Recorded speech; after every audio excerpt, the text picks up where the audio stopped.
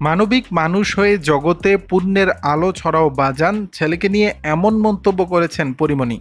অভিনেত্রী পরীমণি কর্মজীবনের চাইতে ব্যক্তিগত জীবনে অত্যাধিক আলোচিত হলেও কর্মজীবনে তিনি নিজস্ব সাফল্যের উচ্চ শিখরে পৌঁছেছেন।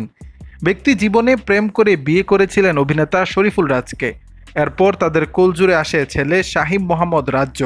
সম্পর্কের টানাপোড়েনে ২০২৩ সালের সেপ্টেম্বরে বিচ্ছেদের পথে হাঁটেন এই তারকা দম্পতি। বর্তমান সময়ে কাজের পাশাপাশি ছেলের রাজ্যকে নিয়েই সময় কাটছে।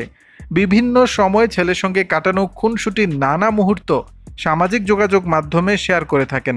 সম্প্রতি ভক্তদের মাঝে এক ভিডিও শেয়ার করেছেন, যেখানে পরী তার ছেলের রাজ্যকে নিয়ে কোথায় ঘুরতে গেছেন এবং ফেরার পথে কারের ভেতর থেকে বাইরে দাঁড়িয়ে থাকা এক ঝাঁক বাচ্চাদের দেখে রাজ্য হাত নাড়াচ্ছে, যেন তাদের সঙ্গে মিশে গেছে।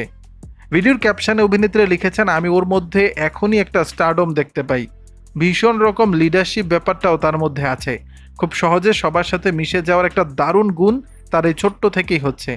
পরিশেষে বলেন, সবার ভালোবাসা কেড়ে নেয় সে কিভাবে যেন, আমি শুধু মুগ্ধ হয়ে দেখতেই থাকি।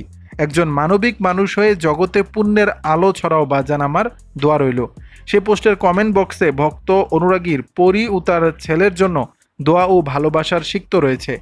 কমেন্ট বক্সে নাফিসা লিখেছেন, ওরে কিউট বাবাটা, আল্লাহ তোমাকে সব সময় হাসি খুশি রাখুক, ভালো রাখুক, দোয়া করি।